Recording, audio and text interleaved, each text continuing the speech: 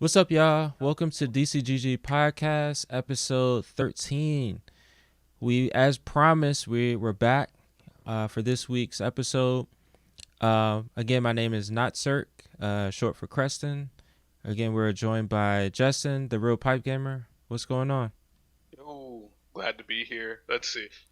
One next thing. Also, last time I said it was a DRPG. DRPG is like one of the many things is like a dungeon RPG. So I always out of it like a dungeon crawler. I don't know if that's the exact term, but it's something that I always had. Like way I always thought about it, and that's one of the many inspirations. Next time I'll get into why pipe, or at least one of the two reasons why pipe. Okay. Yeah, every when I first saw your name, it for some reason that pipe stood out. I mean, of course, because it's It's going against all caps. exactly. And so for some reason I correlated that to uh like Pit Boy for some reason. I don't know. It my mind went a weird place. But so this is an education for me too. So we're looking forward to more breadcrumbs of the origins of the real pipe gamer. So Justin, how's your week been? What you been playing to I know you've been going through a move, so like is there any games you've been playing that kind of keep the stress down? Well, yeah, moving has been my life. One of the hardest parts of it is putting just like one of the easiest things to pack. Therefore, I got packed up first, but it was also sad to see was my board games. So like they're Uh so easy to pack. It's like packing Legos. It's just a exactly. bunch of like uniform boxes. You can just throw them into a tote. You feel real accomplished. So I have like two giant totes out there just full of my games, just looking at me through their like translucent plastic. And no, I'm not going to. I'm strong. I'm not going to open them up and dig through and pull out a game. So that's been that. But I will say to take up that time, I for the game club I was playing Hades, and we did that. We talked about that. What was that last week? And now we've announced the new game for Game Club, and that's what I've been kind of dibbling dabbling in. In fact, it's a callback, it's a throwback. So we'll get into that when we talk about what DCGG is up to. But what about you? What have you been playing? So I've been doing a lot of gaming on the Switch recently, mainly going through my backlog. Been playing Resident Evil Revelation, still going through that. I like it because it's episodic, and this is what I forgot about the Revelation series is that when they released the game, they released it, and then they had like maybe a number of episodes, but then they like added on to it as you went along. So you can pay like $3 each for an episode or something. So uh so the way that the game is designed is very like modular. So you're in these like very linear levels, and which I really enjoy. Like I know linear game is a dirty word. It used to be a dirty word. It shouldn't be though. That was back in the it was like back in the 360 PS3 Yes, era where the worth of a game was measured by how long the game was. And so that's why you have the result of that is why you have Ubisoft. All their games have that same template of here's a big open world game. You have all these icons on the map to busy work icons. yup. And so these days, like I have open world like fatigue. Like I've been trying to play through Horizon for the longest. I've like started and stopped. Maybe this is like my third time trying it. So open world games they just do not grab me as much. So playing something like Revelations is a breath of fresh air because it's straightforward. The momentum is perfect, and the it's actually a really good game. And I forget that it was a 3DS game. I was going to ask you. I remember it being on a Nintendo handheld. I didn't remember if it was 3DS or if it was just the basic ass DS or I think DSi it was or something. 3DS. I think it was 3DS. 3DS. Okay. Yeah, because I don't think that I don't think that the regular DS can handle it. But yeah, so I think that yeah, still fun. A lot of callbacks and a lot of familiar faces in the Resident Evil universe. So I'm really enjoying that. Also been playing through No More Heroes, number one. Oh, the first one. Okay. Yeah, so that is also a throwback. Yeah. They have a pseudo open world. It's not. I mean, Yeah. it's just there. It's not. It's Yeah. you're not really like running around. It's just kind of. It's kind of like if you ever play like Mafia 2, where you have it's set in an open world, but the gameplay isn't open world. So you're just driving through that world to get to the other place. So the same thing with No More Heroes. So it kind of gives you that the illusion of an open world. But that's super fun. I think I have like 7 more assassins that I need to kill on there. So that's been a good time. And then just been playing a lot. I still been playing a lot of fighting games. I've been on Blaze Blue. Also been playing Guilty Gear Strive with the new character biking, and also been trying to get into more King of Fighters in preparation for the KOF 15 when that comes out next week. So I've been really digging in that and trying to get the characters that I really like. Just trying to build that base like team to work with in KOF. So really looking forward to that. But yeah, outside of that, I haven't been doing too much gaming. It's not as much as I would like, but Saturday night I definitely got a few hours in, which was very cathartic. So yeah.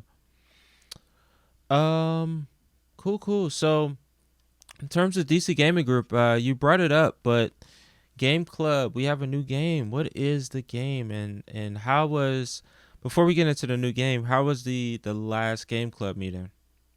Oh man, it was so good. It was so good. Yeah, it was like I said earlier. It was Hades. Hades. I'm sure I've said it on the podcast before, but I'll say it again. It deserves it. Hades was my game of the year 2020. I just love Hades. I really truly do. And I did not realize how much I loved. I mean, I knew how much I loved Hades personally. I did not know how much I loved Hades compared to other people until Game Club. Because talking about it, like there was a moment in time where a couple people were just like, "Wow, you know a lot about this game. Like, did you write the wiki?" I'm like, I just picked this up by playing because like the thing is like the reason I got so deep into Hades, besides the fact that I played it while I was unemployed, so like I said, I wake up and do a couple of job applications and just be like, well, the rest of the day is here. Play Hades. Um, but like I remember I was getting into things, and I'm a neurotic person, in general. But like games sometimes help with that, sometimes don't. Hades didn't, because Hades just drops you into the middle of this game. And it's a world that has existed thousands of years before you. It'll exist thousands of years after you. And like the character that you play is, it's his home. Like he is Zagreus. He is the son of Hades. He lives in this world. Nothing is weird to him. Nothing is strange to him. He knows all of this. So like, there's not a lot of explanation because you are in his shoes. So I remember like looking up a lot, like how did you do this? And the answer always boiled down to just keep playing the game. So every single time I had a question, I would like instead of like going online and being like, how to do this thing. If the answer was always just keep playing, I would just keep playing. So I saw a lot of hate, and really enjoyed it. And just being there with a bunch of other people who were also giant fans, super giant fans. We're just big fans, and we were just really, I don't know. I feel like it might have been the geekiest game club, just because it was just, I like it was like, oh, in this part, and oh, in this part, and oh, this was my favorite thing. And like, and it's such a great game that you can just talk about any aspect. Like, it's all fantastic. I mean, the gameplay, the music, the voice acting, the characters themselves, the art, just like we literally got into like the smallest details of the art, to the point where people who put in like multiple hours, like 10, 20, 30 hours into the game, we're like, oh yeah, I never noticed that one little line right there that shows up also over here. Like that's how deep we got into it because you can with that game. Because I would argue that there's just I don't know I'm not gonna say it's the perfect game, but it's strong. I don't know if there's any weak spots in Hades, like any really true weak spot. Um, some people said that there was too many, there's too much currency, but I would argue once again, like it's all currency that's used in the game, and it's it's not none of it's explained to you because once again, it's it's none of it needs to be explained as Agrius. Like I always find it weird in games where they're like, to save the game, press the B button, and it's just like, whoa, what? Like what does this mean to the character? Like what does the character need to save the game? Press the B button. Like that's just strange, right? So I don't know. I don't want to get back into gushing about Hades, but I totally could. It's sad. It's almost sad to see that go. But Mm. it's strange because what ended up winning the poll for this month's game was another roguelike.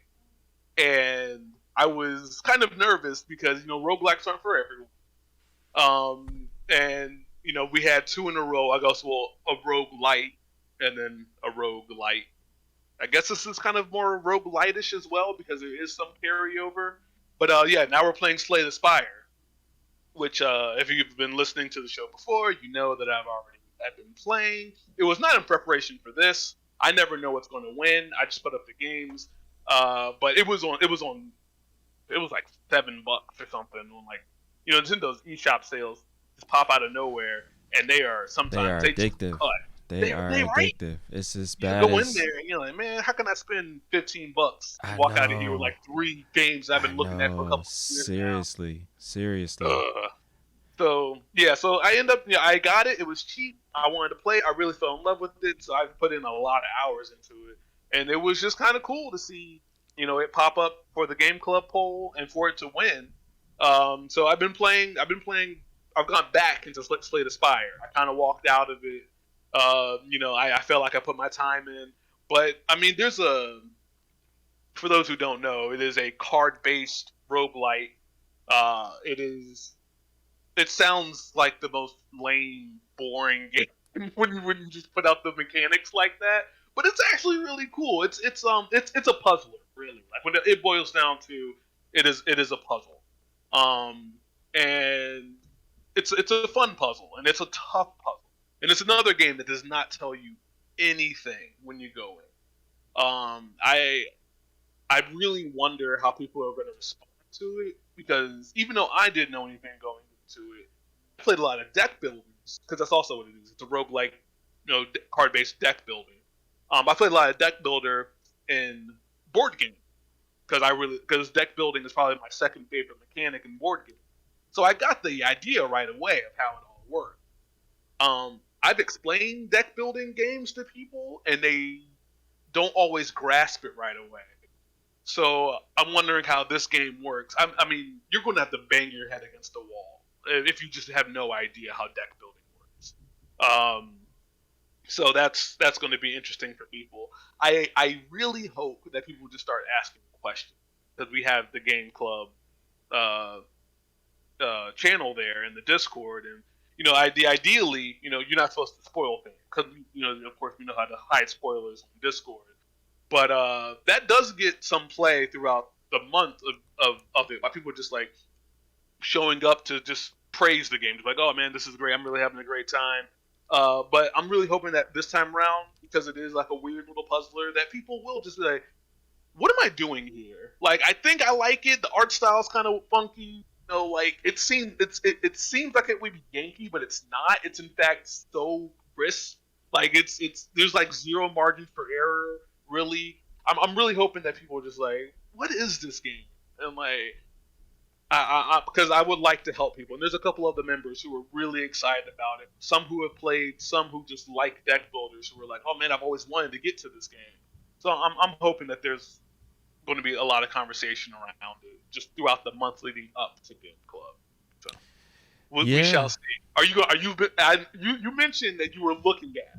Yeah, nah, I Fell off the actually Hades. yeah, I'll get to Hades one day. It's a like it.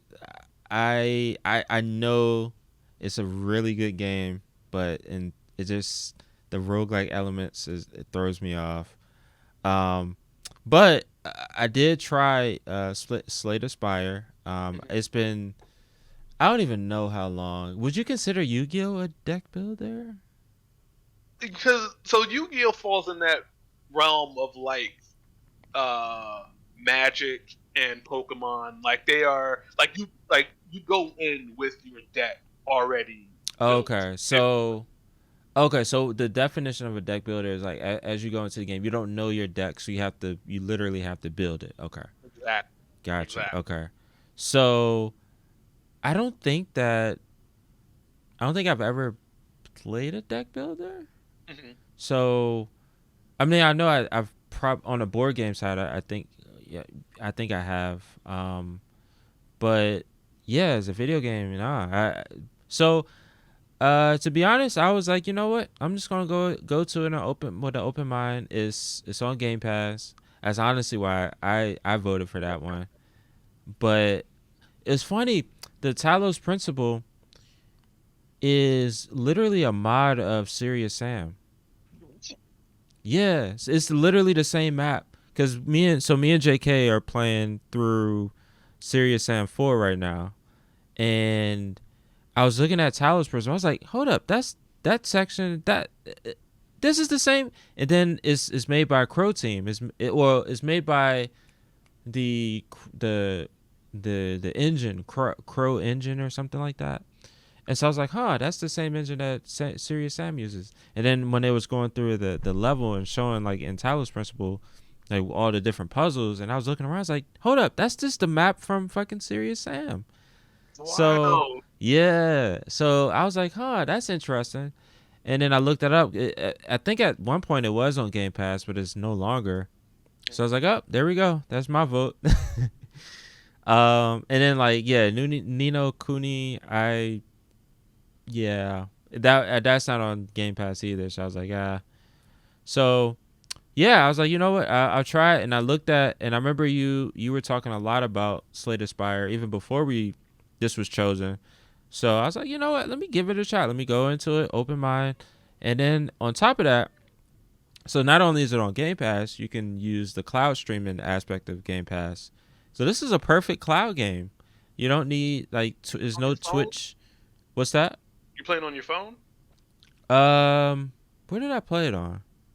I played it on Xbox, but I played it on the cloud. But it would be a perfect phone game.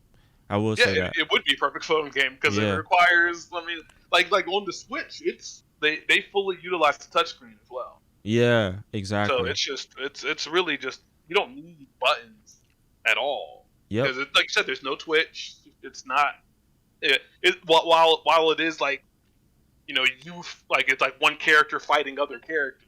It's not like action based. You don't need no combos or anything like that. It's Yep. just really smart, methodical. Like okay, let me do this to do that, and then Yeah. I can do this, and yeah, it's just I got pretty as for my first run, I got pretty far. I ran into these fucking sentries or something.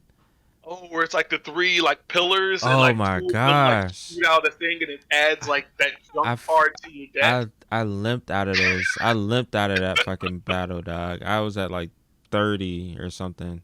I was like, man, this I don't know. I gotta. So that's the part now. I'm like, okay, so how? Because and then they had this one move where they they would like basically make some of your cards in your deck ineffective. Like they would just literally. I was like, what the. So I gotta learn. I gotta learn something to counter that.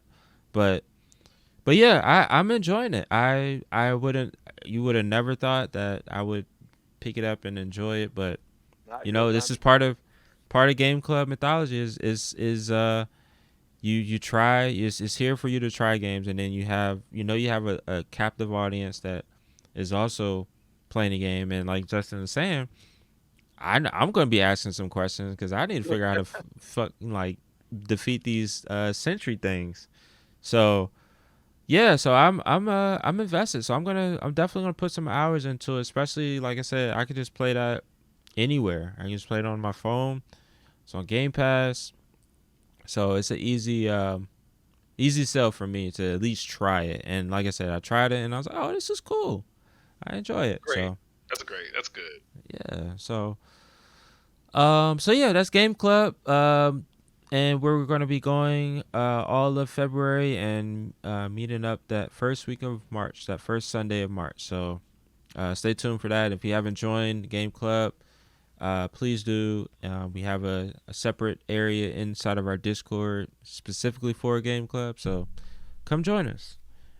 All right. And then next up, we have on the 18th, February 18th, we're going to be doing our second in-person event at Citystate.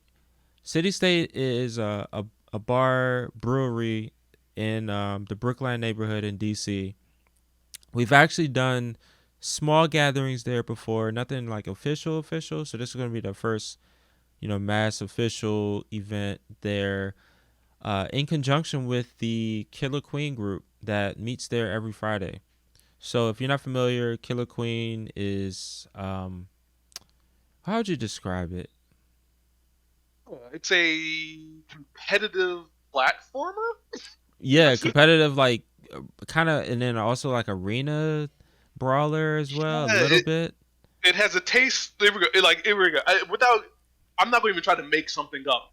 Here's all the mechanics, right? It's definitely a platformer. Yep. It's definitely like, I won't say a MOBA, but it's definitely like it has a MOBA elements, Yeah. right? Mhm. Like, it's a joust like Yeah. as well, Yep.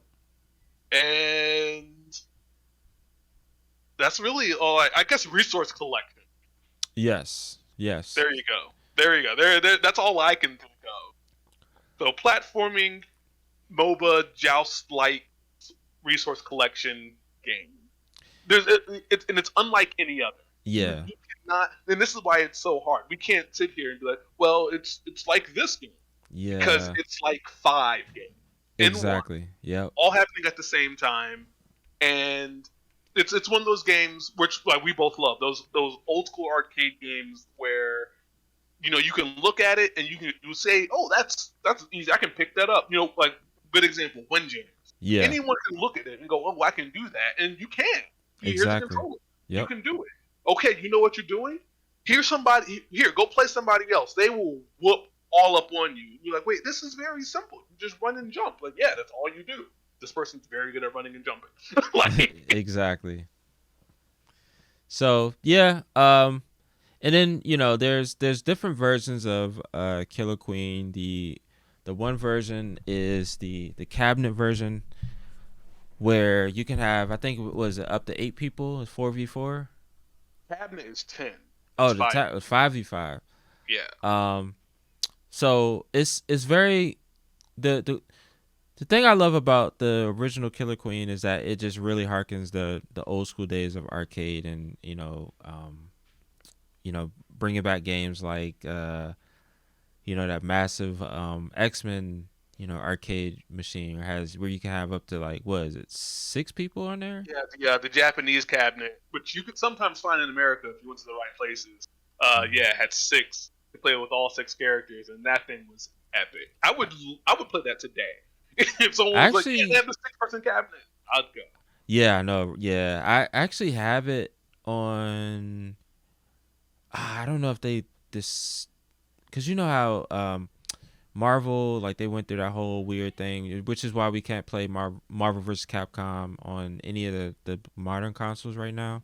Hmm. Because remember, yeah, it was right around the time where Marvel vs. Capcom 2 came out on Xbox Live Arcade.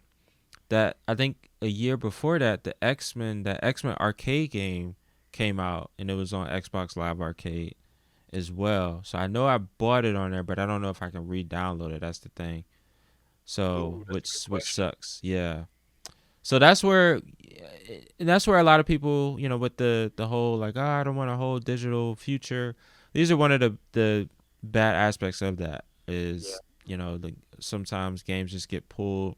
Like, you can have them forever, but you just have to actually just have the the game on your hard drive. But if you don't have it on your hard drive, you can't re-download it. So they effectively take it away. So that's the shitty part about an all digital future. But all that to say is in person at Killer Queen is going to be, there's a small arcade section, or at Citystate there's a small arcade section where it has the massive Killer Queen cabinet, and then also has the Simpsons cabinet as well, Yeah. and I think it's like a couple pinball machines. So it's a really cool venue. So the focus for that event is going to be board games, because there's a lot of table space and a lot of beer. Yeah, a lot of beer. And then usually they have a food truck that comes in that you can Yes. get, variety of food. I think we've been there when there was the taco truck that was there, Mhm. and there was another one that was like soul food, uh, all sorts of stuff. So They had Hawaiian food once. That was really good. yeah, so food wise, I mean, they got you covered. So it's a really cool spot, and like I said, it's going to be a very laid back. It's going to be a bit different from our Fat Pete's event, because Yeah. it's not going to be a big focus on video games, but we're working on that. We're working on that. We're really trying to outfit that whole space and turn it into a proper arcade. So, but definitely, I would say definitely show up to this event, because what we're really trying to show the venue is that we can pull a crowd, and if we could pull a crowd, then we have more autonomy with the space. So definitely, if you have any interest in board games, or you just want to hang out with the DC Gaming Group crew, uh, please definitely show up for that. Again, that's going to be February 18th at 7 p.m. You can go to our website at dcgg.gg to RSVP, or if you're already on our Meetup group, it should be the first event that shows up. So, anything else to add, Justin? No, not at all. I guess the thing that we said before about Fat Pete's is that if you're coming to City State, uh, we're going to have a lot of like there'll be some games. I'm sure there'll be some hardcore board gamers, like myself, who will sit down and really get into some stuff. But there's going to be a lot of really fun, simple things to jump into. Um, and you don't want to play something simple, and you do want to get into something more hardcore. I mean, there's no one who will not be willing to teach you and sit down with you and really like walk you through whatever there is. So come Exactly. in the spirit of experimentation, come in the spirit of just having a good time. Drink a beer. Laugh at yourself as you play a game, and maybe you won't win the first time. I mean, like, how many games do you win the first time you ever, lay hands on? Not often. It's Y- okay. Yep.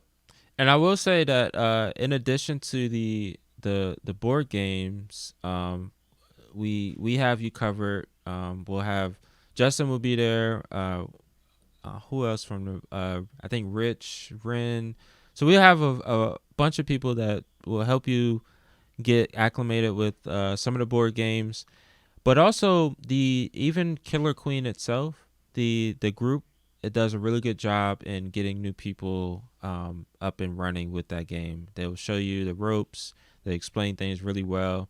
So I definitely want to shout them out, and acknowledge that they are very um, open to new players, and they evangelize that game. So if you're interested at all, you look over their shoulder and like, oh, hey, that looks interesting. I could do that. Yeah, try it. And like I said, they will help you get acclimated and show you all the different roles and all of that. So yeah, so it'll be a really good time. And like I said, lots of beer. All right, so the gaming industry just will not cease in dropping bombs. Well, this is still like fallout from those two nuclear bombs that were dropped in the last few weeks. So it comes out that so Bungie was purchased by Sony and PlayStation, and what that means is always, even with the Activision and Microsoft acquisition, the ramifications of that is what is going to stay exclusive and what is not. So Bungie and Sony and I want to say specifically Bungie said that inside of their deal they're going to stay multi-platform. All of their games that they're or all of their game is going to stay multi-platform. So it was just revealed that earlier this week. Same thing with Activision and Microsoft. Microsoft's approach is going to. They said that they're going to keep Call of Duty multi-platform. So I don't know if that was a response in with Sony or if they were kind of crunching the numbers and saying like, if we lose this amount, people, because there is a huge install base of, Sony players with Call of Duty and other titles. So I think they probably crunched the numbers and realized like, maybe just keeping it going the Minecraft route. I think that they were at peace with you know keeping it multi-platform. So Justin, what are your thoughts on that approach with Microsoft and Activision? Um, well, I guess two things. One, I am more surprised that Bungie. Well, I guess you can just say Bungie, but Destiny 2, and then whatever future Bungie games are going to stay multi-platform. I'm more surprised that that's staying multi-platform than Call of Duty, even though the Call of Duty one is still a little bit murky for like the far future. Yeah. You know, like Mm-hmm. I find that interesting. But that's my first thought. My second thought is I'm so curious. I would love to be a fly on the wall between, Mr. Microsoft and Mr. Sony, them sitting down and talking about, like you said, the nuclear bombs that had been dropped the last couple of weeks. Yeah. Because there's no way that this was just done out of the love of the gamers from like Uncle Phil's heart. There like really interesting conversations full of like rooms full of lawyers just took place over long days. People were just tired, but they also realized that they had to move quickly because the gaming public we're not necessarily a patient bunch. I think we've Not at proven that all. year after year after year. Which is Hell, day after day. which is why we keep getting uh rushed out games. I think there's a lot of pressure with there's a lot of pressure for a lot of these devs, but it also doesn't excuse them for doing so as well. So Yeah. it's a there's layers to that, but you're right. We're very impatient. I'm just I'm so it's so interesting. Because in a lot of ways it's like all of this was done and nothing really changed on our end as game.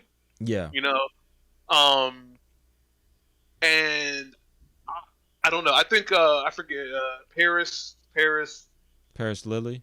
Paris Lilly. He had that really popular quote of You you don't don't spend. spend Yeah, $4.8 billion or whatever to keep things the same, and then whatever the same. He basically said it for every single acquisition going back to Bethesda. Like you yeah. don't spend X amount of money to keep things the same, Mhm. and I think that's very succinctly put. And I don't think the man is wrong by any stretch of the imagination. In fact, I think he's right. But why does it seem as though to us, as just your average everyday Joe Q gamer and Susie Q gamer, like why is it that things seem that they are the same? And does that mean that we are missing something big? Because like we're about to all get blindsided by something that we don't see coming, or is this just the way things are going to be going forward? As long as deals are made and as long as money keeps flowing, why change anything? We just get a little bit more of the pie than we got before. And if Yeah, that's the case, I don't know how I feel about that, to be honest. I really don't have an answer for yeah, I think so. Yeah, right. I think immediately we won't see any changes, but we'll start to see the ripples of this, take place as these big deals get closer and closer to being finalized. But I will say that it makes sense. I'm starting to kind of wrap my head around it, and I think the big thing is they so specifically with Activision and Microsoft. Microsoft is just making Game Pass more compelling. Like they're keeping it. That's basically their ace in the hole. Is like, all right, you can go pay $70 for Sony, for to play Call of Duty, to play Overwatch 2, to play whatever, Diablo, whatever, on Sony's platform. But if you just get Game Pass for $15 a month, if you want Ultimate, and you have access to that immediately. So I think that's the they're basically just saying, like, they're like, all right, we just have a better deal. Us buying Activision, we're allowing, if you come into our ecosystem, you get our subscription, you have access to all of these popular games that Activision is known for, Call of Duty, all the Blizzard games, whatever. So I think that is. I think initially they wanted to keep all of that exclusive, but I think another big part of that is the the fact that people just aren't able to participate in next gen as quickly as they want to, because of the chip shortages, because of the supply chain stuff. So they so I think that when you compare like their install base with the current gen systems right now, to the last gen, and then how long is that going to take to get to that, to the levels of where PS4 is right now. um and so I think I think that that's their approach, is just that they're just making Game Pass way more compelling.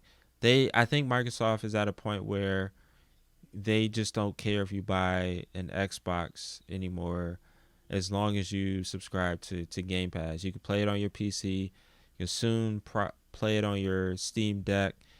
Um, so they're just trying to. I think they're realizing, and I think also Sony is realizing that too. As you see that a lot of their exclusives are now coming out to PC. It's just another revenue source, and to confine yourself, of course, like you have a huge install base. You have a lot of Sony fans. A lot of people know the PlayStation brand. It's up there with Nintendo now. I mean, of course, not as, but it's to that point. If you ask a regular person PlayStation, they've heard of it. And plus, it's that's a easy thing to remember. It sounds like a gaming system, PlayStation. so so they have that brand recognition, and they have that with them. But I think they're just realizing too that the the the battlefields aren't necessarily hardware anymore. It's how can you get your software out there to people. And I think the software is the game now. And then now they're revamping their PlayStation Now subscription service to whatever is codenamed Spartacus right now. So they're going down that route now, and I think the thing now is just content wars. It's not necessarily console wars anymore. It's content. So um yeah, I think they just realized that, and they're just making, like I said, Microsoft and Activision, they're making, well, Microsoft is just making a point that Game Pass is just a better deal. So come join us. yeah. I mean, when you put it that way, and that kind of, I guess, I mean, like we had this conversation when, well, something similar to this conversation when we first, learned about the Microsoft and ABK acquisition, and I did like really lean into Game Pass, and I don't know where I lost my way, but clearly, like you are right. That is That it really is the thing. And when you think about it that way, that's a very bold move to go. Yeah, it's everywhere. It's best over here. And Exactly. then just I don't know what to tell you. Like you can be and you know this is coming from a PlayStation guy. I went out thanks to you. I went out of my way to get a PlayStation 5. I don't even and I'm still in last gen once again thanks to you through for the Xbox. So clearly I care more about the Sony ecosystem than I do Microsoft ecosystem. But like because I'm about to insult Sony people, so everyone brace yourself. Microsoft can easily say, "Hey, you can be an idiot and spend that, $70, $70, $70, $70. You can Mm-hmm. keep doing that, or you can come over here, 15. That's all I'm saying. We're not gonna say anything else. Do what you want to do. It's everywhere. We are making that happen for you. It's everywhere. I'm just saying, your buddy over here spending 15 got a little bit more, got a little bit more money than you. Exactly. I'm just saying, he has a little bit more money in his pocket than you do. That's all. Yep. That's all we have to say on that one. If you like money, maybe you come with us. If you don't like money, we get it. We get it. We don't like money either. That's all we spend. That's why we're giving away all this money. So when you put it that way, it actually does make a lot of sense. Like that is the move. The landscape. Well, there you go. That's why it appears like everything's the same because it's still available everywhere. But like it's not all the same because there is in so many ways. I'm sure there's arguments that you can be made against it. I feel like the positives outweigh the negatives. There is a pretty obvious better choice, and better is a dangerous word to use there. Yeah. There's a more accessible choice. Yeah. There's a more ease of access choice. So yeah, and I think that really is the Microsoft plan is access. Like they're making it so easy for you to play games now. You don't like I said, the Xbox, if you want to get that, boom, go ahead get that. But if you want to play on PC, if you want to play on your phone, we got the cloud streaming. Like they just want you to be in that ecosystem. They want you to get on that subscription. They do not care. They do want to sell you an Xbox, but they have other ways to get revenue from you. So I think that's just a different paradigm. I think we're the systems are really trying to they're really trying to like make it to where it's all about subscriptions, as you can see with what happened with the movies and TV studios. Everything is behind the subscription wall, so that's like the big thing. But that's honestly just how Microsoft works anyway. With any of their core business models are always based on some sort of subscription. So this is just the Game Pass is just really actually Microsoft. Like before Xbox, Microsoft never did anything hardware related. Like Xbox was the first thing that they actually produced in-house hardware wise. So this Game Pass is really just kind of going back and abiding by their original business models, which is subscription. So yeah, the thing that they really know. Exactly. And that's why they're being so dangerous with it right now. Exactly. Yep. Yep. I know we keep saying this, but I'm just so curious to see what gaming looks like in 5 years from now. Let's just say let's make it an easy 8, so like it's 2030. I'm just gaming is gonna look so different. Yeah. So very different.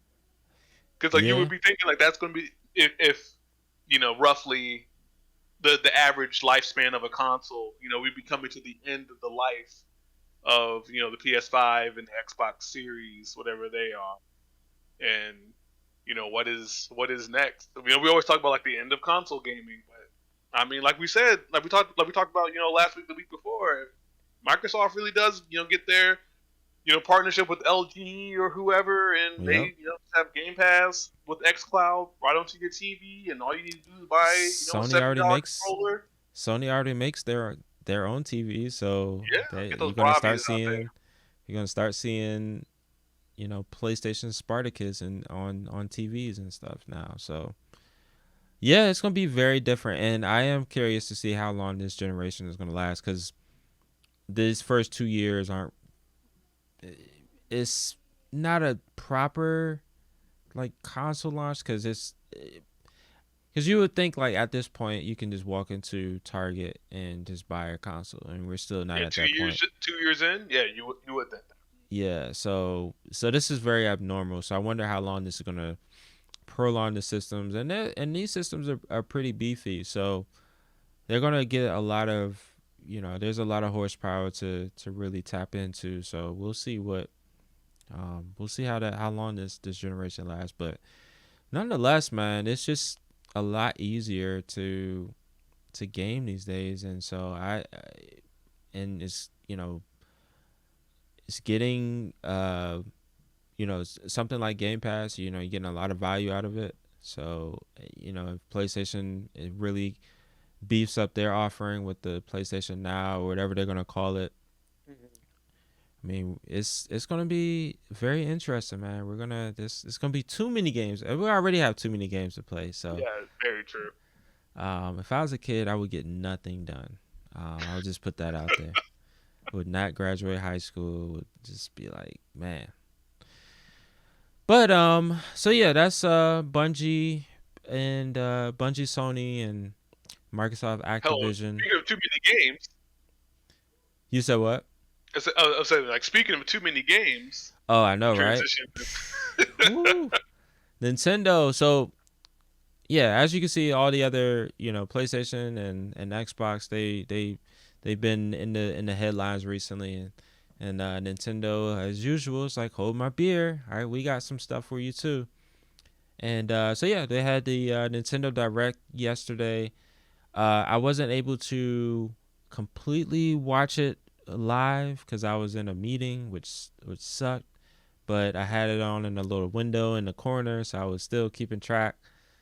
Um, but yeah, so we're gonna start. We're just gonna go through the different games that stood out to us. So I guess I'll go ahead and start. We'll trade. So we'll do Of one course. one. Yeah.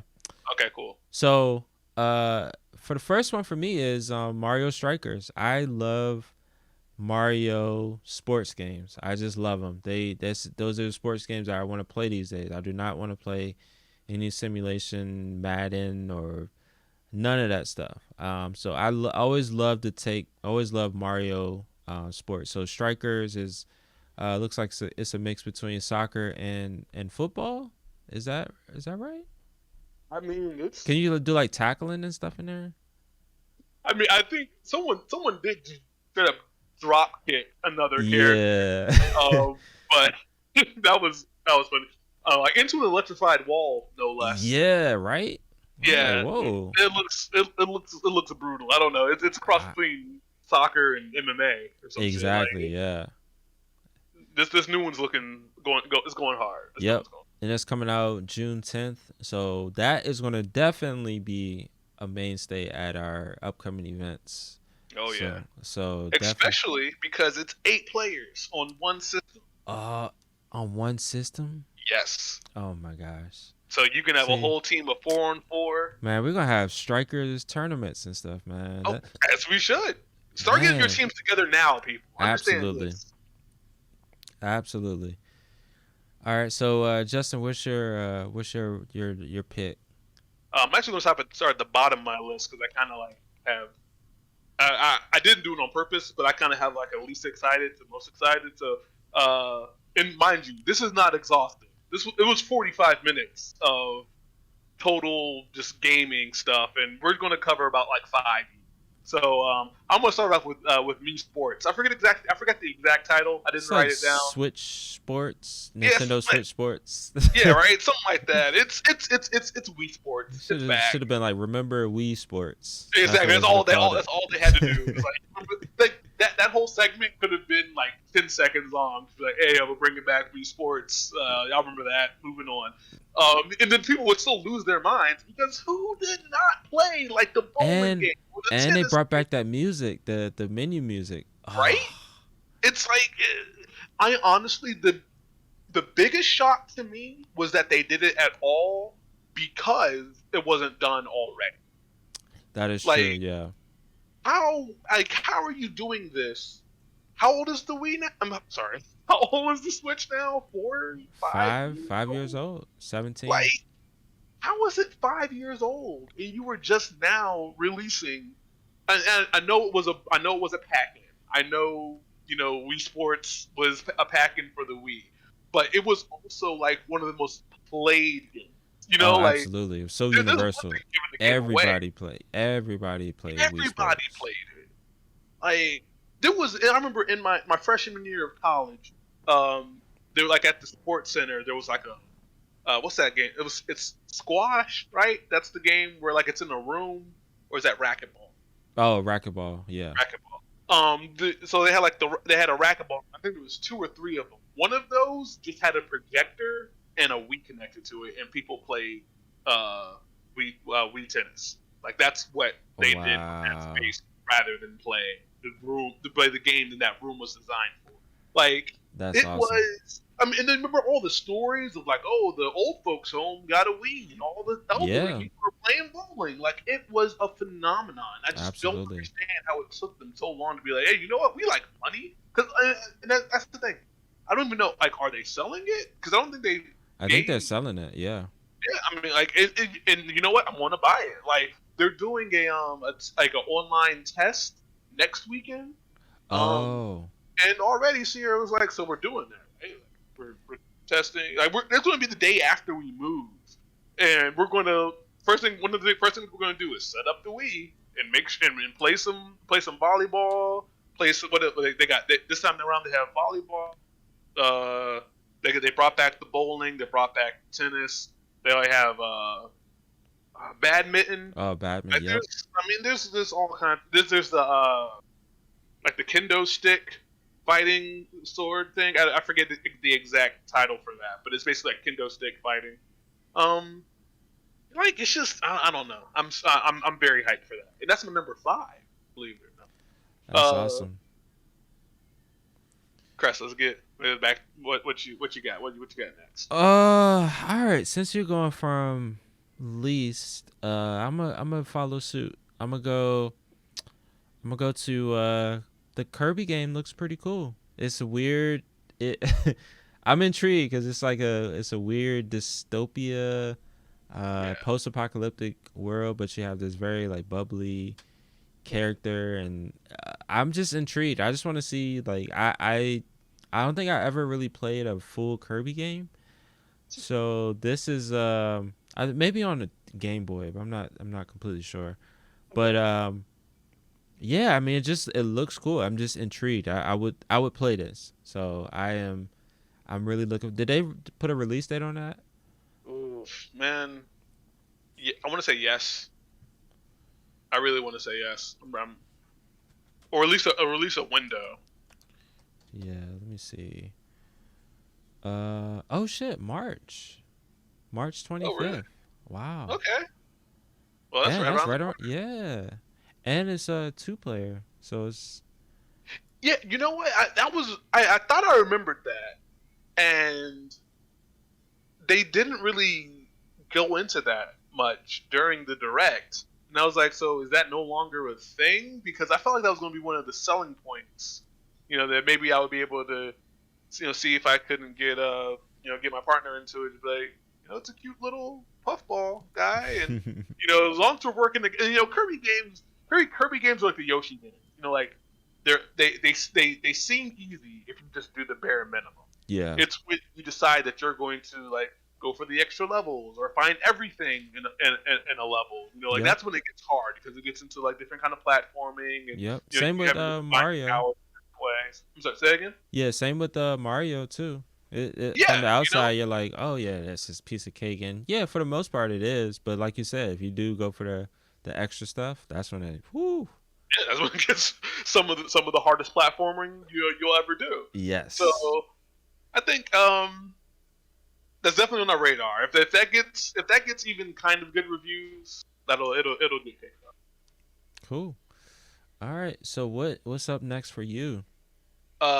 This next one for me was just a shock. And that is Klonoa. I played so much Klonoa on the PS2, say, uh, back back in the day, and I loved it. It's this little Japanese rabbit boy. Uh, like he has a ring and he shoots the thing.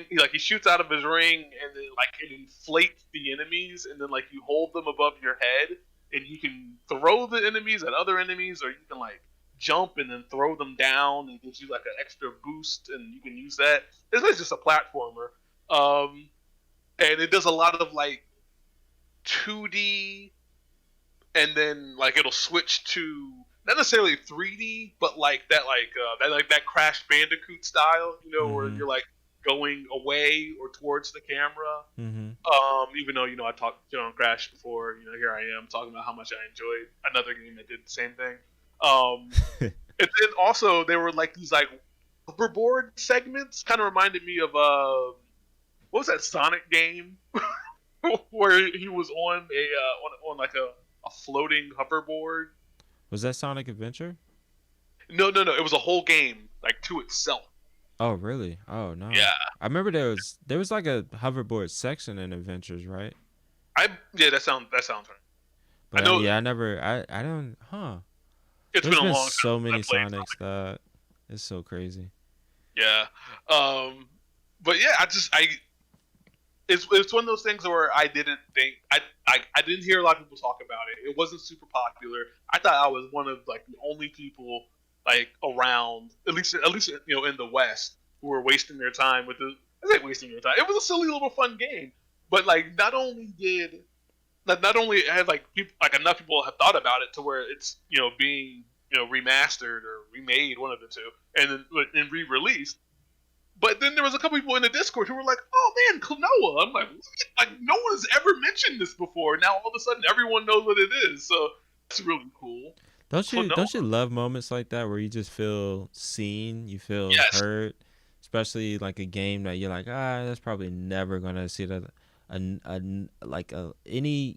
updates to the franchise. You just completely think it's dead, and then like out of the blue, it's just like, oh yeah, here we go. It's a remaster of your favorite Clannad. And you're like, oh shit. Then other people come out of nowhere like, oh shit, oh shit, oh shit. It's like, oh you play too? Yeah, yeah. Yeah, those moments are great. You definitely feel seen in that experience. Yeah. What's next for you? I think I know, but I'm curious to see what. So I so if you all don't know, I'm a huge baseball fan. I played baseball all my life. And with that, I used to play a lot of baseball games, like video games. And the one game that really just the one game that survived out of all of the, because there used to be a like maybe three or four at a time. There used to be Triple Play, that was EA's um, baseball game. There used to be All Star Baseball RBI. and RBI, and then they had the Blitz version of baseball, which was Slugfest, which Oh was yeah, really really fun. Yeah, I that was love fun. Slugfest. Forgot about that entirely. Oh my, Exactly. what was the last system that was even like that franchise? What did That did that was franchise? PS2. That was I'm PS2 gonna say, did Xbox. that? Oh my god. Yeah, yep. That's the last time they. I don't even think they touched the 360 No, I don't think it era. did. Yeah. So, there used to be a lot of baseball games, and it probably up until like 2007, 2008. Um, I really became a huge fan of the show, and I used to play the show actually a lot on the PSP. For there was a good maybe 2 to 3 years where I wasn't gaming that much. This was like right when I was um really in the throes of being a baseball player, and talking to a lot of girls. It's MySpace days, so he spent a lot of time on social media. So there was a period of like a good 2 to 3 years where I wasn't gaming that much. This was the period where like God of War 2 came out. There's a lot. It was like a number of games that I just missed, and I had to play on the PS3 era when they did a re-release. So, but one game I consistently played throughout that period was the show, and I played a lot of that on the PSP, and then shortly when they came out with the Vita, that was like one of the first games that I got on there.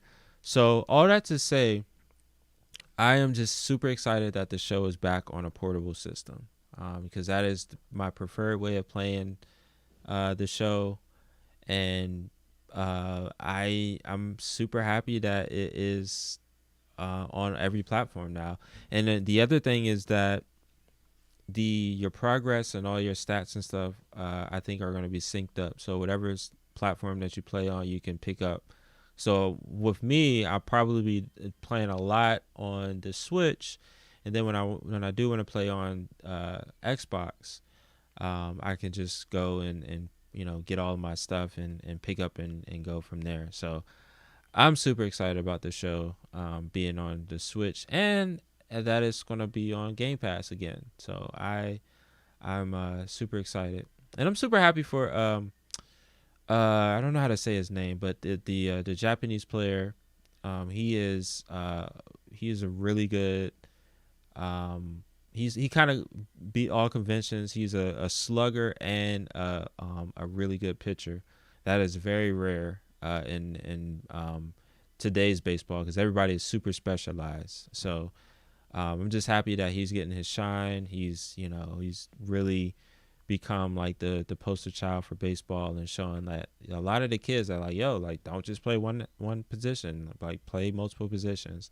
And so I really love that. So yeah, the show 22, I'm looking forward to it. I'm going to be playing on the Switch, even though it's going to be the inferior version. But hey, portability, you can't beat it. So Because because you are a more baseball person, you knew who that player was.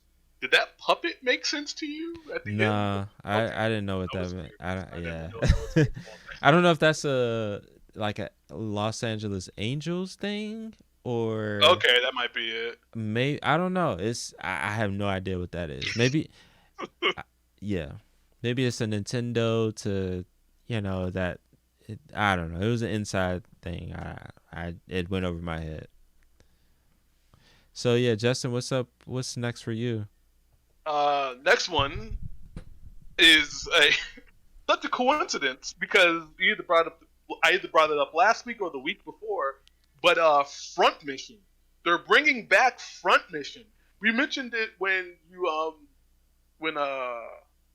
talking about mech games for some Yeah, reason. I can't remember exactly I why. But I was forgot. like, oh, Yeah, the only mech game I ever played was this silly little game on the DS that like who fucking remembers this? I literally like, oh my god, Front Mission. Like, and the thing is, they showed one. They're called Bonzers in the game. Like the mechs are called Bonzers. They showed one, and I was like, that looks very familiar.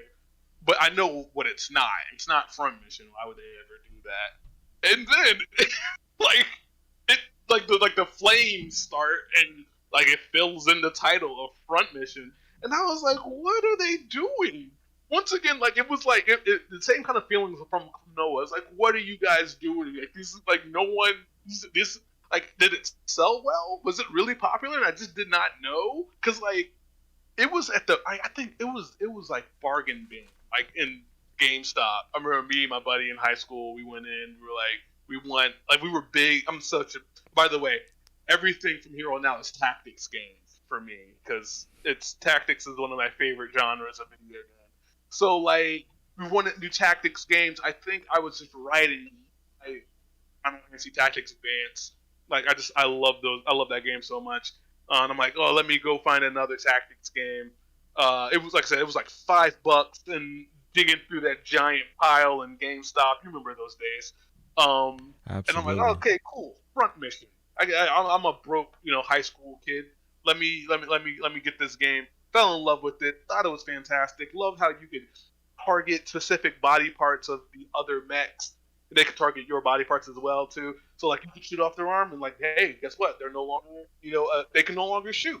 Or you shoot their legs and they can't move anymore. But hey, maybe it doesn't matter because I have long range missiles. I don't need to move. Like so, it was just like it was such a great game. And now it looks so pretty. Like it is, it is completely up-res. It's on the Switch.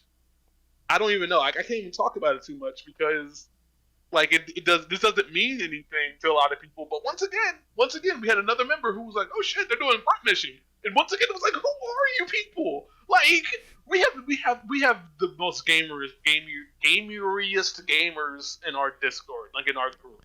Yes, we definitely do. When I tell people that we play everything, we play everything. Everything. And the thing is, people will come in and be like, "Hey, I'm the only person playing this," and it's like, you know what? Guess what? We are now playing everything because you're here. Yep. Everything's taken care of. Every single time someone comes in with a weird ass game that no one else is playing, guess what? You're that person. So hey, we keep proving it to be true. If you want to prove us wrong, come join the Discord and tell us that we don't play everything because we're not playing this game that you're playing. Guess what? We're not playing them. So shut up. Like best gaming community of all time. I stopped there. Front mission. Who knew? On to you. So this next one for me is it's a very old game, but it is one of my favorite Star Wars games, and that is Force Unleashed. The Force Unleashed is always what I dreamed of being a Jedi. Like it really just encapsulated being a fucking like using all of your powers as a Jedi, and I just love that game, and I'm glad that they're doing a re-release for the Switch, even though like I said it's a 15-year-old game now, and damn we getting old, damn, because I remember it literally came out freshman year of college. That was one of the first games that I got when I got down to school. We on Fridays we used to just go to the mall, hang out. This is when we didn't have cars, so we had to get on a bus, go to the mall, and just hang out there, get some food. I usually would pick up a game or so, and maybe trade in a game to get another one. And so this was during those little adventures. This was one of the games that I picked up, and I just fell in love with it. So I want to see how much it costs. As if it's $30 maybe, but if it's over 30, I don't know if I can justify It'll go on sale eventually. Yeah, exactly. The eShop sales, they always get you. They get you one way or the other. But yeah, I'm excited. And Force Unleashed 2, we won't talk about that. We'll only remember the good times. Fun parts in Force Unleashed 2. It was rushed. It was everything was rinse and repeat. It was literally everything that was popular in action adventure games that time. Mainly the whole you falling through. Remember that God of War 3 was like the first one to really popularize that at that time. And then like all of the other action adventure games was like, okay, we need to put that section in there too. And then Force Unleashed 2 had like 5 of them, and it was just I don't even want to remember that game. But the Force Unleashed 1, I love that game. So really glad that it's getting a re-release and I get to play it portably. So the only reason the Force Unleashed is not on my list is because I saw it. As you know, but maybe people don't watch. People watching this or listening to this don't know. I am one of the biggest Star Wars fans you'll ever meet, or just period. I love Star Wars. Star Wars is like a part of my personality. That's how much I love Star Wars. And unlike a lot of people who are like, "Oh, my favorite character is Luke Skywalker because he's like me" or whatever. I mean, I hate to do this. I really don't. People are like, "Oh, what you gotta make everything about race?" I didn't see myself as the little whiny white boy like in Star Wars. I just didn't. But that 6'4" deep voice, like imposing Darth Vader, I saw him. I remember. I'll never forget. Star Wars opens up. My dad dragged me to see it because I thought it was gonna be a dumb old movie for old men. I went to go see it. Like that movie starts off, the people are shooting, and then Darth Vader walks through the smoke, and my first thought was, "Take me with you." Like I want to be with this guy, and I didn't care that he was bad. Like he was determined. He was on a mission. Like that voice sounded familiar. Was that Mufasa? Yeah, it was. Like I love Darth Vader, so I've always been a bigger fan of like the dark side of the Force. They're just And cooler. They're it is. cooler. It's so much more fun. And then this game embraced it. It was just like, yeah, Yo, seriously. lightning, Yes. knock people off cliffs. Yes. Like you Thank just got you. to do all, Thank like you you. said, all the things that like you would think would be fun, and like to have those powers, like they would just like do it. You And don't get me wrong, like I liked Fallen Order. It was a fun little Yeah, game. yeah, yeah. It didn't Um, scratch that itch that it Force did not. Unleashed. Yeah. It did not. I never felt as powerful, even at the end Exactly. Yeah. of Fallen Yeah. Order, that I felt at the beginning Yep. of Force Force Unleashed, Unleashed. and it Yep. only got stronger throughout that game. It is. Yeah. I'm very excited. It's the Uh, ultimate power trip. It's the ultimate power trip. yes, Look, remember the yes, opening level. You're Darth Vader. Just fucking yes, shit up. It's like, yes. oh, like this is exactly the name. The Force Unleashed. Unleashed. Like Yes. that was like the perfect encapsulation of that. And yeah, no game has like you said, like Fallen Order it was a good game on its own, but like I think both of us, we were imprinted with Force Unleashed, and I don't think, unless they just do a proper sequel of that game, I don't think we'll ever be satiated when it comes to that side of things. So yeah. What's up for you? What's next for you? Yeah. So I'm continuing with my tactics games. Also going back to early Nintendo handheld. That's real. There's a lot of early Nintendo handhelds going on in this list. Um, Advance Wars 1 and 2. The I think what's called Reloaded, Rebooted, Yeah, reboot whatever. camp or something. Yeah, Reboot Camp. Yeah, whatever tagline they're putting on. I don't care. It is fully voiced, fully animated Advance Wars. Like, oh my god! Like like sometimes we often talk about like when I remaster a game, it's like, oh, it looks like how I remember. This does not look like how I remember. It looks 1,000 times better than than my imagination could ever possibly make. It looks like a Disney cartoon or whatever, like a high quality one. You know what it But is? They what's got up? that. It looks like it got that .emu treatment. Yes, yes. Oh my god! Like the way that the Shredders event Yes. looks. Yep. Yes, The like that. vibrant colors, the Oh my music, god! the art. Everything's like round, but also like Yes. exciting. Like it's, oh my god! Yes, I Yes. cannot wait. Like the characters look fantastic, and they finally have voices, and like the little snippets of voices that they showed and that they played in the direct sounded like the voices I had in my head for the characters. They showed some of the battles. The battles just look. I mean, like they're still like real snappy. One people shoot at one person, the people shoot at the other people. Like the numbers pan out, and keep on going. Like in Advance Wars, you know, Fire Emblem always had like the triangle system of like axes beat lances, but lances beat swords, and swords beat axes. I think that's the right way. It's been a while since I played a Fire Emblem game proper because I haven't played Three Houses yet. I know, get to it. But like Advance Wars, like they never made sense to me in Fire Emblem. Like it makes sense because the game teaches you, and then it makes sense in like the game. But like Advance Wars is like their units are going to just decimate ground units unless the ground units is anti-air, and it's just like that makes perfect sense.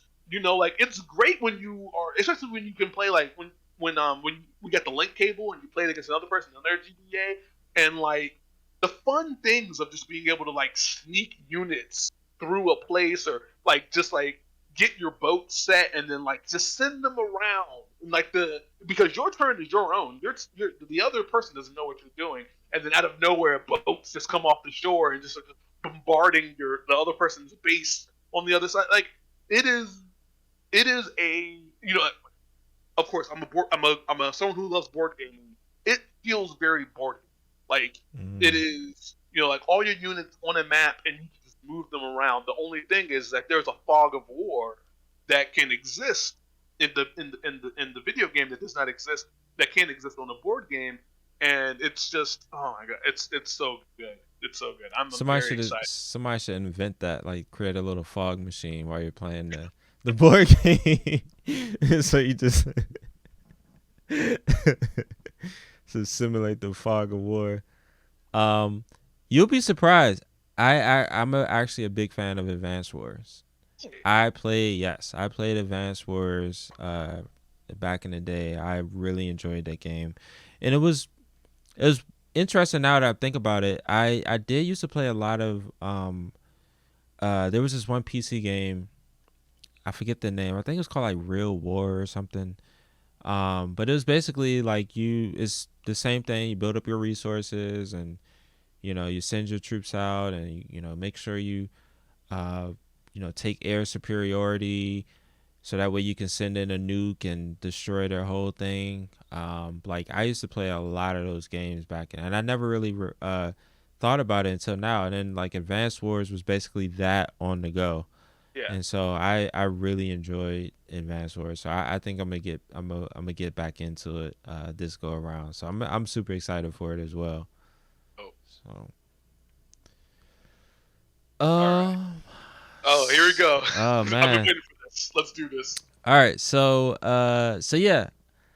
They so everybody speculated that Nintendo was working on Mario Kart 9, which I think they are, but in the meantime, they there's a big update for Mario Kart tracks where they're gonna do what is it, like different phases up to like 45 tracks On like for what is it, Mario Kart four 8. waves?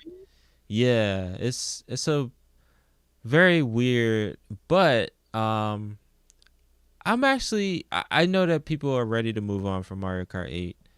I'm not actually one of those people. I mean I could do either way.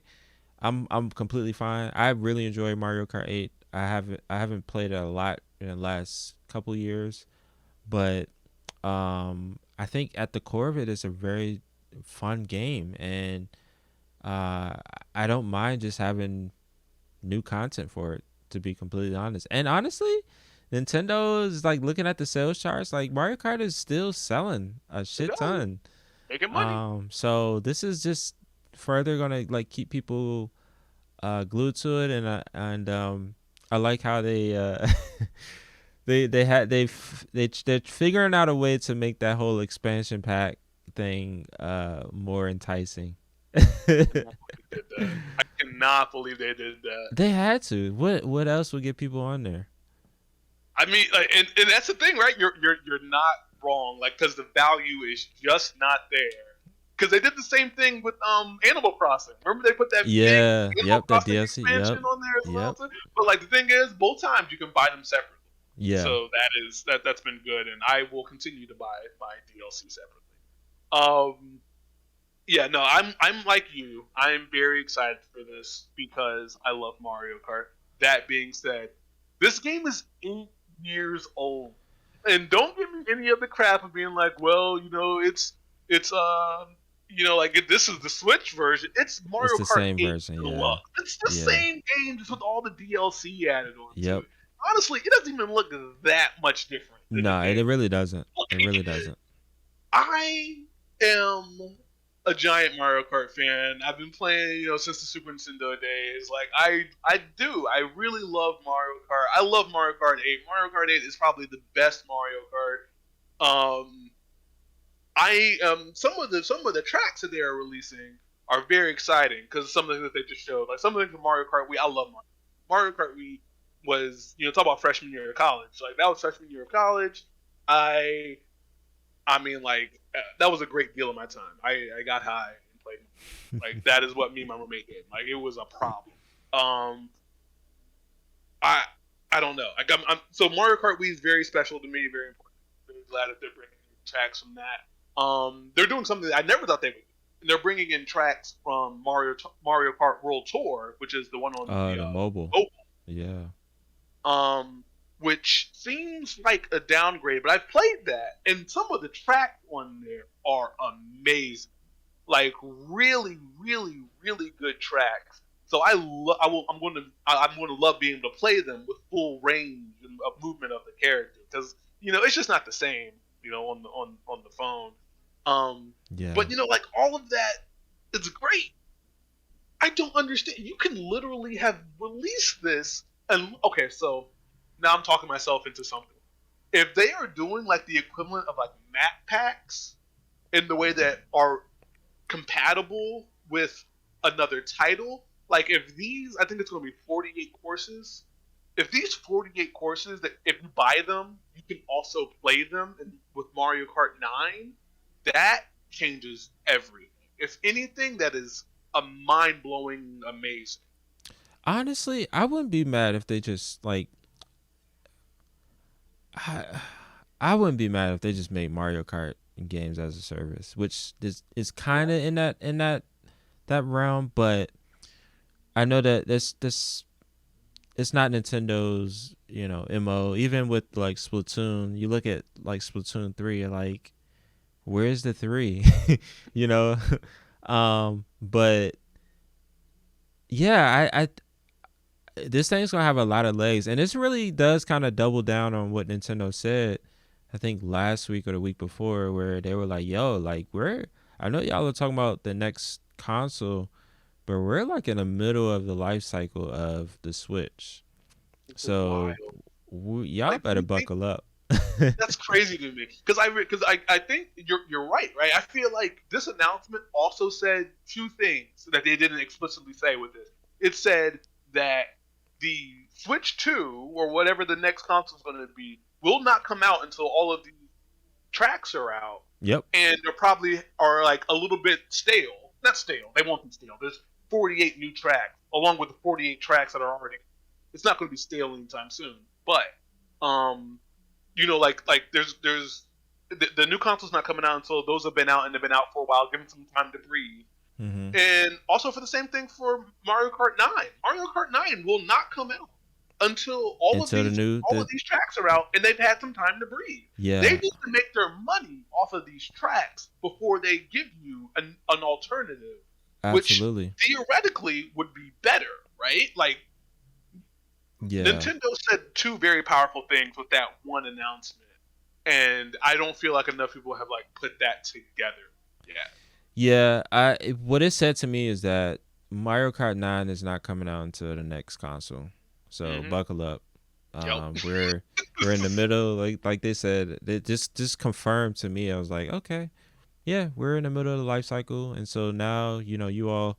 There's been rumors and articles about, oh, Mario Kart 9, is it around the corner? Is it going to be shown at this direct? I was about to say DCGG direct. Uh, But yeah, no, it just confirmed like, yo, like, nah, you're in for a ride, literally. yeah. Yeah, you were very right about that. You were very So, right. but And I'm and, if, and, excited. if, and if we're wrong, what the hell are you guys doing? Like, what are you doing? You put out Mario Kart 9 and the Switch 2 while you're still releasing tracks for Mario Kart Nah, 8 Deluxe? Like, what are you doing? So, like, yeah, no, I think what we're saying makes a lot more sense than the alternative. Like, a lot. absolutely, yeah. And I think they also, I mean, they did the same thing with Smash Brothers. Like they released. I mean, Mm-hmm. that was, you want to talk about an old game too. Like that's an old game. That's basically Smash Brothers, Wii U. Some things. It's pretty much the same game, right? From the Wii Well, U. the thing with Ultimate was, I mean, they did a good deal with Ultimate because they brought in the spirits, they brought in the special like single player mode, they brought back everybody. Um, Core gameplay, is that pretty much the same? the gameplay, yeah, no, I mean Yeah, the gameplay is very much the same. but they added some Um, knickknacks to it. yeah, I mean like new items here and there, like even at launch there weren't like new characters Yeah, because like it was just everyone is we started yeah, getting new characters through DLC. exactly. Um, so yeah, I mean, like you can see the argument. I'm sure, and we both know there are the hardcore out there who will bite your head off the thing. But I mean, Yeah, you're overall you were looking for Mario Kart 9, and this kind of showed you that it's far out. So don't even like just get it out your mind right now. Just enjoy Mario Kart 8 and all these new tracks. Yeah, exactly. That's what it was. It was like instead of saying, "Hey, Mario Kart 9 is not coming anytime soon," they just went right to the compliment. They were just right to the apology. Just be like, "Hey, here's some stuff," and you're like, "Hey, yeah, this is great. This is not what I'm asking for, though." And you're like, "Yeah, we know." Yeah, we know. But all right. So Justin, your last pick. Yeah, my last pick, the thing I am most excited about, the reason why I am so tired today, because I stayed up later than I should have. Project Triangle Strategy. I guess it's now just called Triangle Strategy. They released the demo the second demo yesterday. It's the demo that your progress that you make in there will roll into the game. It's basically a pre-order without putting down any money. But you also get to go through the first 3 chapters of the game, which means nothing to anybody because you haven't played the game. So what's a chapter? I'm currently in chapter 2 of the 3 chapters that are in the demo. It's I played the first demo when it came out. It's Final Fantasy. It is the spiritual successor, Final Fantasy Tactics, Mm, and it's great. The storyline is like Game of Thrones dense. There are these 3 houses, and you play as the heir to. Well, no, take that back. There are more than 3 houses. There are like these 3 countries that are all kind of like positioned right next to each other, and they all control a very special um, like resource. Like one person, like one country has like all the salt, and one country has all the iron. Um, and they're all there, and you are picking up like right after this huge war ended. Like this huge war between like all the 3 countries happened, and like that has happened and has died down, and you're playing like the next generation that's coming from that war. So all the older people are like they're all like war heroes. They all like they fought through the we war and seen all some shit.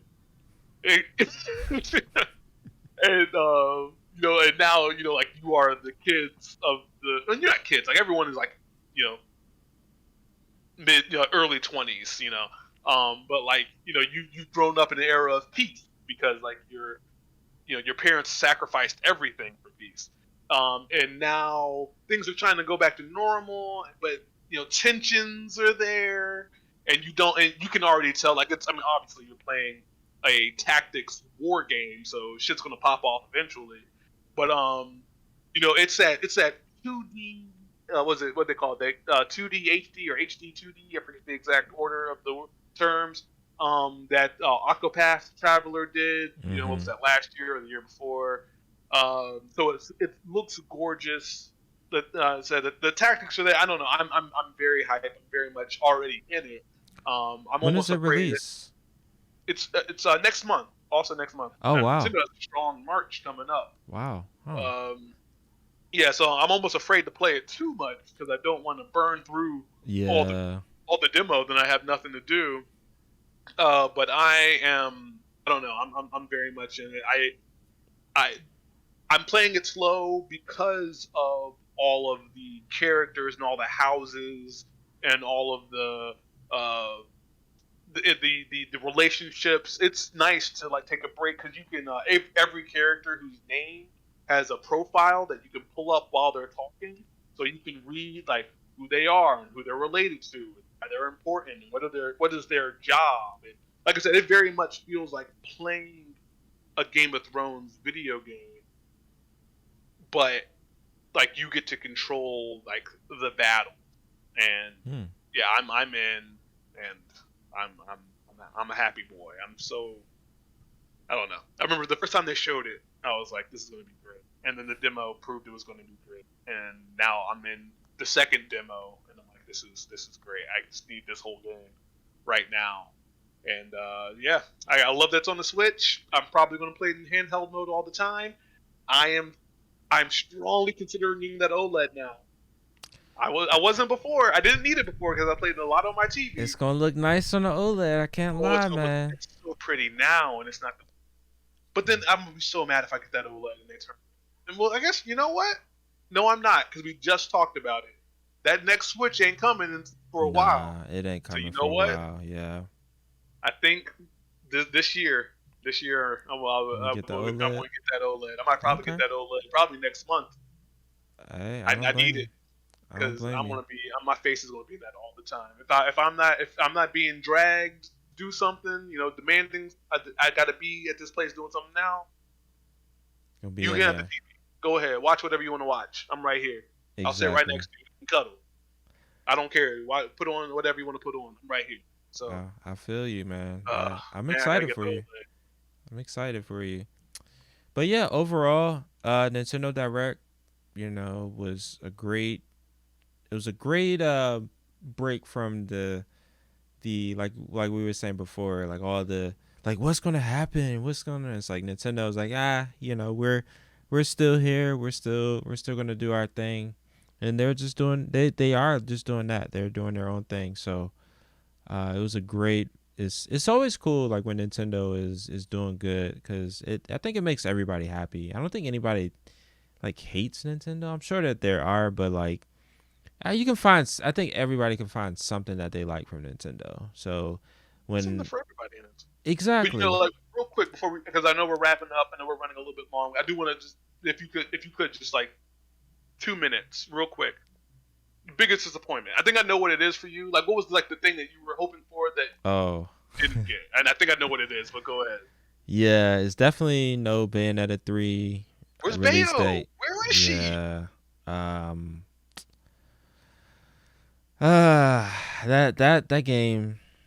that game is just it's been taking it's taken me on so many emotional roller coasters throughout the years. We got that teaser all the way back in what like 2017. And you got Yeah. the flash of like, oh, Bayonetta 3 is coming, and then like radio silence up until um It like was last last year. year. Yeah, They had a last pretty year. good showing, which is why I Exactly. just knew that this time they were going to be like, here is a definitive release date, and Yeah. everything is polished and ready to go. But what it did say was that maybe because they did caveat the direct and saying like this is everything for the first like half of this year. So there's still hope that the next big proper Nintendo Direct is when they're gonna blow out everything that they have for fall. So so yeah, that's a bummer. I did want to see as I missed out on the Metroid Prime series. And I know that they have a Metroid Prime collection on the Wii U. Mm-hmm. So I was hoping that they just ported it up. Like I don't want to have to get a fucking Wii U and play that. So those are the two ones that I was very disappointed. But what about you? For two, I mean, the biggest one I already said was Mario Kart 9. I just can't believe that happened. The other one is it seems small, but like it's big for me and like my partner. Like, we like to do, and that was I just knew that there was going to be some. I didn't know. I was hoping, holding out for hope. There was going to be some Mario Party DLC because Oh, hmm. I mean, like, because this new Mario Party is basically, just Mario Party 1, 2, and 3. The best hits. Like that's what I call Mario Party. Mario Party 1, 2, and 3. Yeah, I was just it's so easy. Just adding something from four, like adding something from 4, 5, and 6. Adding some more boards, adding some DLC.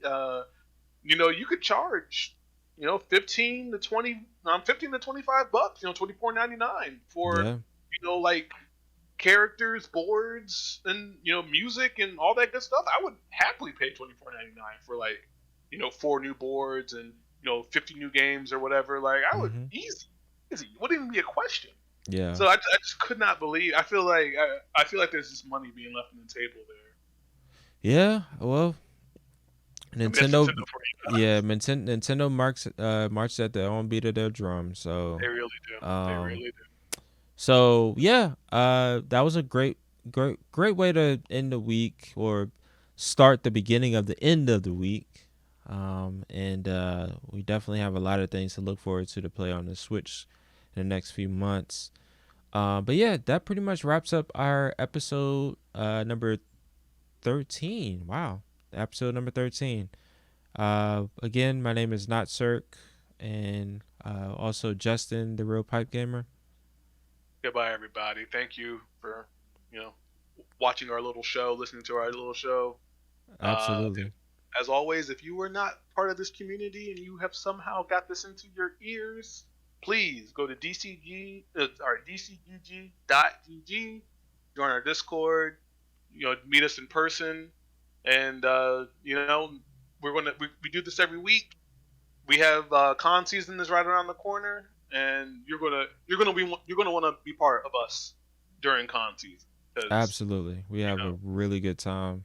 yeah. We're gonna, yeah, we have a lot of things to look forward to for the rest of this year. So yeah, like Justin said, make sure you're following us on all social media at DC Gaming Group. Also, make sure you visit our website, and you can join our Discord. There's a link on the homepage for that. But yeah, we will see you all again next week, and have a good weekend and be safe. Talk to you later. Peace.